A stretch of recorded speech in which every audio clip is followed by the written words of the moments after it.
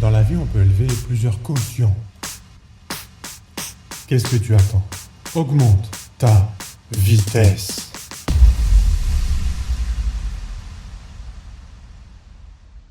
Amis de la forme et de la santé, bonjour, c'est un grand plaisir de te retrouver aujourd'hui. Aujourd'hui, nous allons voir 3 points sur le sucre industriel et comment un peu manœuvrer son lifestyle avec lui.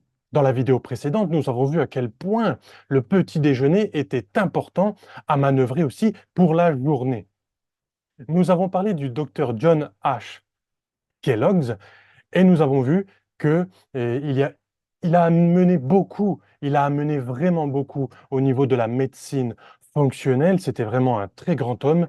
Et ensuite, à la fin, il a créé ces céréales du matin qui, à l'époque, étaient soi-disant une bonne idée hein, pour les connaissances de l'époque. Mais aujourd'hui, on peut voir que ce n'est pas vraiment le bon chemin à prendre. D'accord? Alors aujourd'hui, nous allons parler de 3 points sur le sucre industriel. Est-ce que c'est bon, oui ou non? Est-ce que nous pouvons en consommer? Nous allons voir ça tout de suite. Premier point, est-ce que le sucre industriel crée une inflammation dans le corps?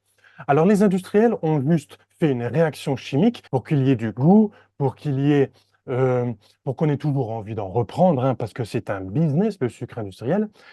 Et ces industriels pensent que dans notre corps, nous pouvons contrer cette réaction chimique par des enzymes. Et effectivement, dans notre corps, oui, nous avons des enzymes qui sont capables de digérer ce sucre industriel. Mais c'est une histoire de niveau, c'est une histoire de tolérance. Parce que nous en tant qu'humains, nous n'avons pas tous la même capacité enzymatique de digérer ce sucre industriel. Pour vous donner une image simple, imaginons mes mains, ce sont des enzymes et on me lance des balles. Alors je vais en attraper une, je vais en attraper deux, mais la troisième, je ne vais pas réussir à l'attraper. Et la quatrième non plus. Alors je suis obligé d'en lâcher et ensuite je rattrape. Mais ensuite, je ne peux pas tous les attraper. Eh bien, en fin de compte, c'est pareil. Imaginons dans notre intestin, nous avons 20 enzymes, mais nous lançons, imaginons, 60 sucres et nous devons tous les découper. Eh bien, il y en a 40 qui vont passer en travers et qui vont aller taper partout sur les rebords de l'intestin. Eh bien, en quelque sorte, on est à peu près dans cette situation. Quand le sucre est envoyé dans les intestins, il faut le découper. C'est pour ça qu'on appelle ça une digestion. Dit de gestion, gérer. Gérer la digestion. D'accord? Donc, si nous ne découpons pas ce sucre qui est envoyé dans les intestins, il va créer une inflammation. Et c'est là que les problèmes commencent. J'en viens à mon point numéro 2. Point numéro 2, si je dépasse mon point de tolérance au sucre, qu'est-ce que ça provoque? Des douleurs intestinales, ça peut provoquer des ballonnements et on peut même faire de la diarrhée.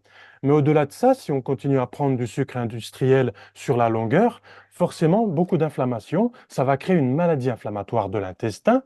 Peut-être on n'aura même pas de symptômes, mais en tout cas, la pathologie sera déjà installée.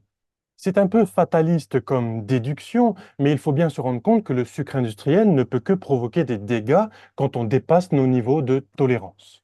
Il n'y a pas de chemin inverse.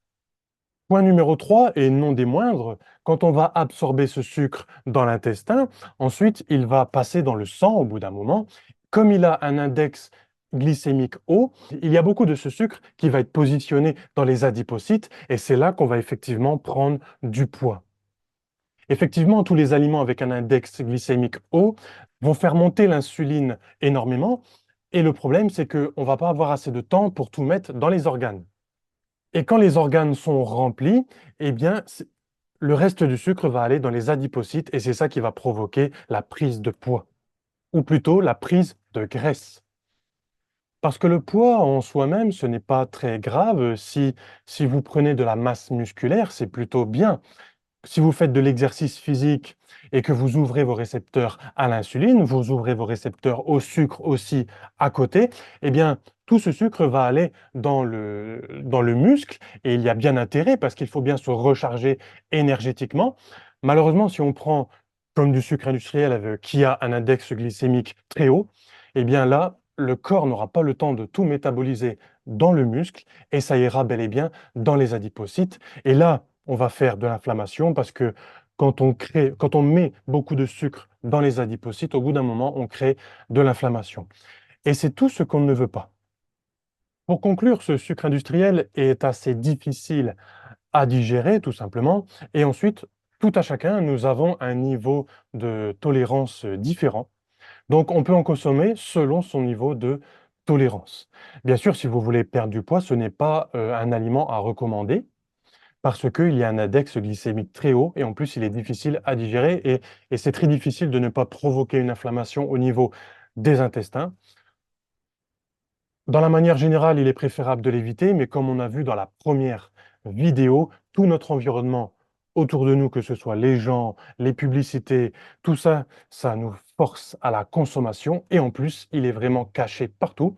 Donc, minimisons sa consommation et tout ira pour le mieux. J'espère que ça vous a plu. Mettez un j'aime ou un commentaire, ça va renforcer cette chaîne et ça va permettre aux gens de découvrir tous les secrets de la nutrition, de l'exercice physique, du sommeil, de l'environnement, de la gestion du stress. Et ça permet vraiment à des gens de découvrir la forme au quotidien et de se transformer aussi bien physiquement que mentalement.